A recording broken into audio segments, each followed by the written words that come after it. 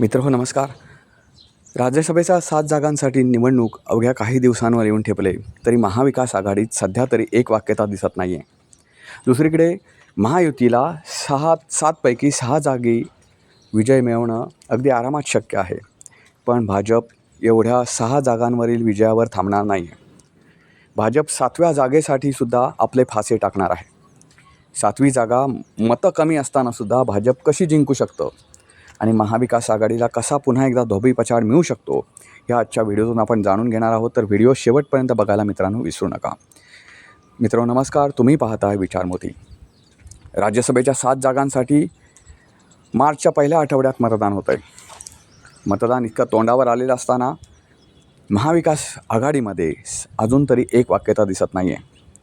मित्रो, सध्याचं आमदारांचं संख्याबळ पाहिलं तर 288 पैकी 230 जागा या महायुतीकडे आहेत, तर 46 जागा ह्या महाविकास आघाडीकडे आहेत. म्हणजे एक खासदार निवडून आणण्यासाठी, राज्यसभेमध्ये एक खासदार निवडून आणण्यासाठी 37 आमदारांचं संख्याबळ असणं गरजेचं आहे.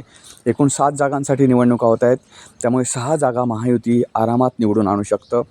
उलट 8 आमदारांची मतं ही पेंडिंग राहू शकतात महायुतीकडे.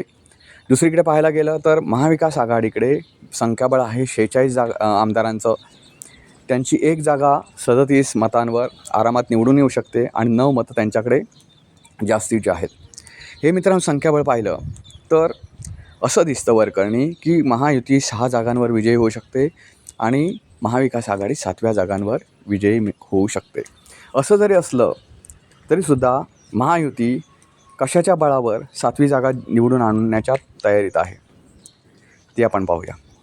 मित्रहो, मी अनेक व्हिडिओमधून सांगितलेलं आहे की भाजपचे जे पक्षनेते आहेत, पक्षश्रेष्ठ आहेत, ते आपल्याकडचं त्यांना हवंच असतं, पण दुसऱ्याचंसुद्धा आपल्या पदरात पाडून घेण्याचा प्रयत्न त्यांचा असतो. आणि दुसरीकडे महाविकास आघाडीला तिन्ही घटक पक्षांना महाविकास आघाडीच्या महायुतीचा तर पराभव करायचा आहे, भाजप त्यांना संपवायचा आहे, पण त्या दृष्टीने प्रयत्नच काही करीत नाही. त्यांना एक संघ पण राहायचा नाही.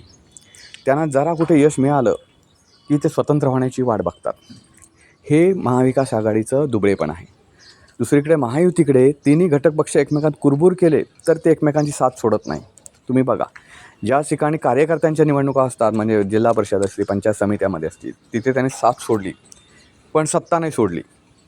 महायुतीतल्या तिन्ही घटक पक्षांनी ज्या ठिकाणी त्यांच्या स्वबळावर निवडणूक लढवून जिंकता येऊ शकते त्या ठिकाणी स्वबळ वापरलं.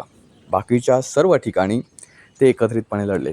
BMCचीच निवडणूक घ्या. ज्यावेळी भाजपला कळलं की आपल्याला एकट्यानं निवडणूक लढणं शक्य होणार नाही, आपल्याला बहुमत मिळू शकणार नाही, त्यावेळी भाजपनं शिंदे सेनेची साथ घेतली, शिंदे सेनेनं ती साथ दिली. त्यामुळे BMCमध्ये एवढ्या मोठ्या प्रमाणावर महायुतीमध्ये या स्थानिक स्वराज्य संस्थांच्या निवडणुकामध्ये सुंदोपसुंदी होती, एक वाक्यता नव्हती, तरीसुद्धा सत्ता काबीज करण्यासाठी ते एकत्र आले. जसं महाविकास आघाडीमध्येही एक वाक्यता दिसत नाही. मी तुम्हाला मित्रांनो जून 2022मध्ये जी निवडणूक झाली होती राज्यसभेची, त्याचं एक उदाहरण देतो म्हणजे तुम्हाला कळेल. मित्र, जून 2022मध्ये उद्धव ठाकरे यांचं सरकार होतं, महाविकास आघाडीकडे पूर्ण बहुमत होतं.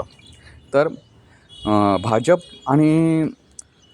आणि त्यांचे सहयोगी पक्ष, त्यावेळी शिंदे सेना त्यांच्यासोबत नव्हती, अजित पवार गट त्यांच्यासोबत नव्हता, म्हणजे शिवसेनाही एक संघ होती आणि राष्ट्रवादी गट 2 जे आता पडले ते सुद्धा त्यावेळी एक संघ होते.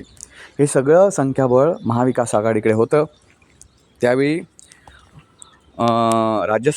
राज्यसभेची निवडणूक लागली होती आणि तुम्हाला आठवत असेल मित्रांनो, त्यावेळी भाजपने धनंजय महाडिक यांना उभं केलं होतं, तर शिवसेनेनं त्यावेळी संजय पवार यांना उमेदवारी दिली होती. मित्रहो, रिझल्ट काय लागला हे तुमच्या डोळ्यासमोर आहे. बहुमत नसतानासुद्धा भाजपचे धनंजय महाडिक या निवडणुकीत अचंबितरित्या विजयी झाले आणि संजय पवार या निवडणुकीत पडले. त्यांचा राजकीय गेम करण्यात आल्याचा आरोप होतो आहे.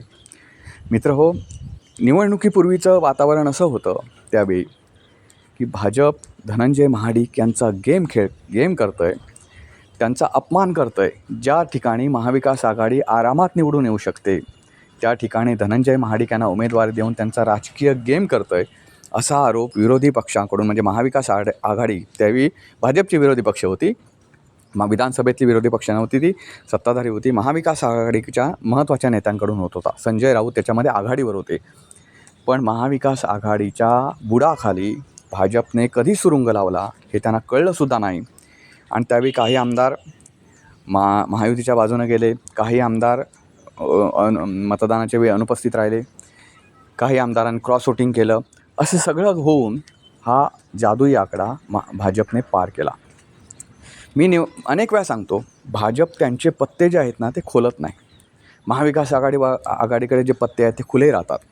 ते सगळेजण बघतात आणि आधी एकतर चाल कशी खेळावी हे महाविकास आघाडीच्या नेत्यांना कळत नाही. ते वाचाळवीर झालेले आहेत हल्ली. यायचं सकाळी टी व्ही समोर बरळायचं, त्याला ना शेंडा ना मुंदा असत. त्यामुळे टी व्ही समोर काहीतरी बरळायचं, संख्याचं गणित त्यांना माहिती नसतं, संख्या आपल्याकडे आहे म्हणजे आपलाच विजय असं म्हणून ते मोकळे होतात.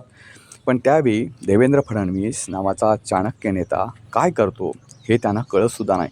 इतक्या वेळा तोंडघशी पडलेत, इतक्या वेळा तोंडघशी महाविकास आघाडीचे नेते पडलेत, तरीसुद्धा ते सुधारत नाही, सुधारण्याचं नावसुद्धा घेत नाही. त्यामुळे भाजपसारखा पक्ष, जो पक्ष शिवसेनेच्या जोरावर महाराष्ट्रात वाढला, तो भाजपसारखा पक्ष आज शिवसेनेला त्यांच्या दारात उभं राहण्याची वेळ आलेली आहे. ही वेळ शिवसेनेनं स्वतःहून आणलेली आहे. भाजपने त्यांची केली म्हणण्यापेक्षा शिवसेनेने स्वतःची ती वेळ ओढून घेतलेली आहे. मित्रहो, तर आपण आता येऊया महत्त्वाच्या विषयांकडे. राज्यसभेच्या निवडणुकीसाठी मी तुम्हाला मगाशीच म्हटलं, महाविकास आघाडीला एक जागा मिळू शकते, एक जागी त्यांचा उमेदवार विजयी होऊ शकतो. कारण 37 आमदारांचं संख्याबळ विजयासाठी आवश्यक आहे आणि महाविकास आघाडीच्या सर्व घटक पक्षांकडे मिळून 46 आमदारांचं बळ आहे.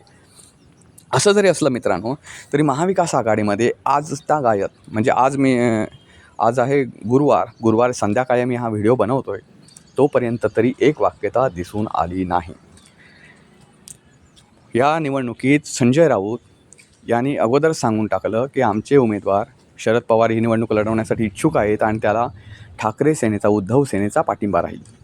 दुसरीकडे उद्धव ठाकरेंचेच पुत्र असलेल्या आदित्य ठाकरे यांनी मात्र वेगळं विधान केलं आहे. ते म्हणतात की ही जागा आमचीच आहे, राज्यसभेची ही जागा आमचीच आहे.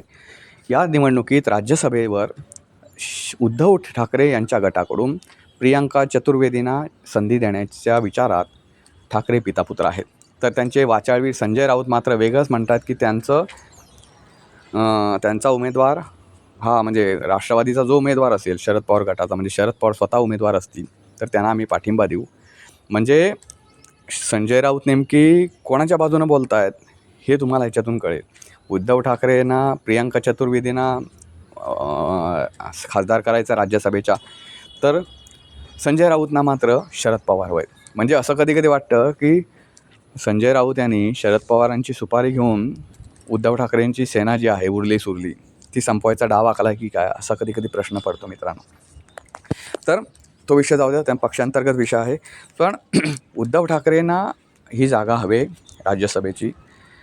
दुसरीकडे शरद पवार गटाला सुद्धा ही जागा हवे, शरद पवारांना निवडणूक लढवायची आहे म्हणून ते आग्रही आहेत. दुसरीकडे काँग्रेसनं सुद्धा दंड थोपटलेत की आम्हाला पण या जागेवर निवडणूक लढवायची आहे. बघा, भाजपला पराभूत करायचं राहिलं दूरच, हे 3 पक्ष त्यांच्या जागांवर, आपल्यालाच ही कशी जागा हवी, एकच जागा आहे बरं, अशा काय 4-5 जागा नाही तर भांडणं होऊ शकतात. एकच जागा आहे पण त्याच्यातसुद्धा एक वाक्यता नाही. दुसरीकडे सांगायचं झालं मित्रांनो, ही भाजप ह्या विरोधी पक्षातली ही फूट भाजप त्याच्यावर नजर ठेवून आहे. भाजप म्हणण्यापेक्षा देवेंद्र फडणवीस याच्यावर नजर ठेवून आहेत आणि त्यांना विरोधी पक्षातल्या एकाही पक्षाला कळणार नाही की त्यांचे आमदार भाजपच्या वळचणीला कधी गेले.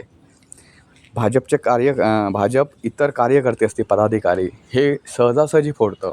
हे आमदार इतक्या लवकर फुटले जातील की विरोधी पक्षांना कळणारसुद्धा नाही की त्यांचे आमदार कुठे गेले. आणि 2022 मी तुम्हाला मित्रांनो उदाहरण सांगितलं, धनंजय महाडिक निवडून आले आणि त्या ठिकाणी संजय पवार यांना पराभव पत्करावा लागला बहुमत असतानासुद्धा. महाविकास आघाडीकडे सध्याचं चित्रसुद्धा महाविकास आघाडीचा एका जागेसाठी मात्र फेवरमध्ये आहे. पण हे नतदृष्ट लोक, महाविकास आघाडीतले नतदृष्ट आणि बुद्धीनं भ्रष्ट झालेले नेते ही जागासुद्धा गमावून बसतील का आणि भाजपच्या पारड्यात टाकतील का, असा प्रश्न सध्या राजकीय विश्लेषकांना पडला आहे. मित्रहो, या एकूणच जागेबद्दल तुम्हाला काय वाटतं? महाविकास आघाडी त्यांची जागा निवडून आणू शकतं का? महाविकास आघाडीतील तिन्ही घटक पक्ष ज्या पद्धतीने वागत आहेत त्या पद्धतीचा अवलंब केला तर महाविकास आघाडी भविष्यात तरी भाजपला तोडीस तोड ठरू शकते का? या विषयावर तुमची मतं जी आहेत ती कॉमेंट बॉक्समध्ये नक्की कळवा. व्हिडिओ आवडला तर लाईक करा, शेअर करा, चॅनलला सबस्क्राईब करायला विसरू नका. पुन्हा भेटू पुन्हा एका अशा नवीन व्हिडिओचा. तोपर्यंत नमस्कार.